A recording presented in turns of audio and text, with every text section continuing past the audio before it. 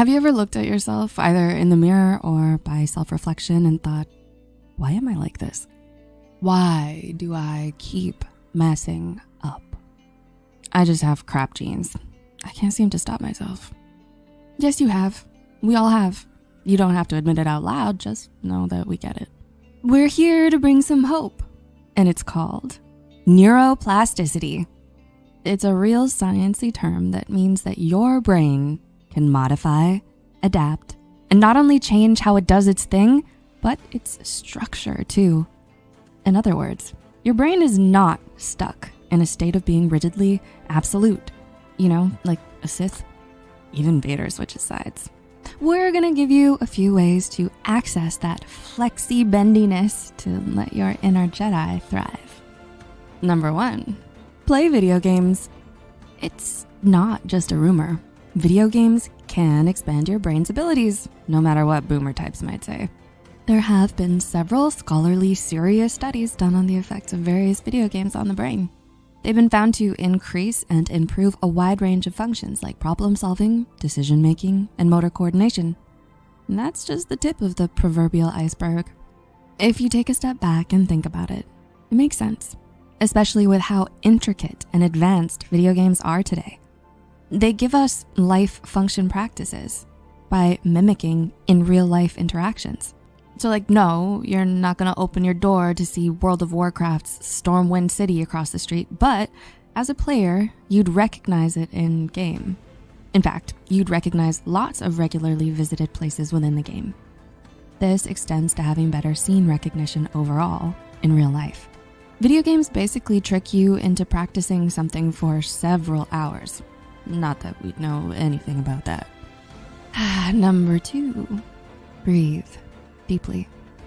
It sounds cliche, but it's true. There's breathing, and then there's breathing. When you take those all the way down belly breaths, that's deep breathing. When you do this, it's like a quickie mini meditation. Your heart rate sinks to your breath, and your brain gets more of that sweet, sweet oxygen. This, in turn, gives your brain the A-OK to give the vagus nerve some encouragement. The vagus nerve is the main manager of the relaxation, rest, and digest nervous system. This chill response system is called the parasympathetic nervous system, as opposed to its high-strung, twitchy friend, the fight or flight sympathetic nervous system. Letting the parasympathetic nervous system regularly get more playtime will eventually rewire your brain to keep the intensity of the fight or flight system under better control. Number 3, express gratitude. We're not saying you're ungrateful. We're saying that as a brain hack, it's useful to consciously say the things that you're grateful for, whether it's speaking phrases in your mind, writing it down, or even saying it out loud. Those expressions of gratitude are not prejudiced by size. They can be about something good that happened in the past week or an aspect of yourself that you're grateful for. Here, we'll start you off with an example or two. I'm grateful for the massive sale at my go-to electronics site that happened this week. I am grateful for who I am because I can share brain hack tips, making the world a little brighter. This conscious focus on the positive is like pumping iron for the brain. Reps of gratitude practice have been found to strengthen things like social intelligence, motivation, and altruism. Number 4, make some music.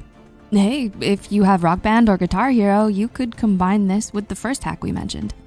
If you've ever dabbled in the practice of playing an instrument or doing weekly karaoke jams, you've made music. Bet you didn't realize you were sneaking in brain practice to enhance audio and visual perception, focus, and memory too. It's even good for the long haul. Musical training can slow down old age cognitive decline, so you can be more witty, sharp Betty White and less confused, forgetful Grandpa Simpson. And number 5, doodle. Ha! In your face, elementary school teachers. If you ever got in trouble for doodling when you were a kid, you can now rest assured that you were simply exercising your brain. You were ahead of your time. Art students were found to have enhanced creative abilities while practicing, and even casual doodling was found to have benefits. So no matter how trained or untrained you may be, simple doodling can improve imagination, focus, memory, and confidence. So there you have it. Are you surprised? We're guessing you've done one or more of these things and might have felt guilty for doing it rather than more important things. Now you know you were actually doing something healthy for your mind and brain. Which of these have you tried or experienced in the past? What effect have you found? If you used to do one of these things, then stopped, what changes did you notice? Are you looking for a cuddly companion that brings positivity and mental wellness to your daily life? Get your very own Psy. The lovable plushie is here to brighten your days. It embodies the spirit of Psych2Go, and it serves as a reminder to prioritize your mental well-being. Its green leaf symbolizes growth, renewal, and the importance of self-care. Whether it's for yourself or as a thoughtful gift for a loved one, Psy is ready to be your snuggly friend through all of life's ups and downs. Buy your Psy plushie today. Link is listed in the description box.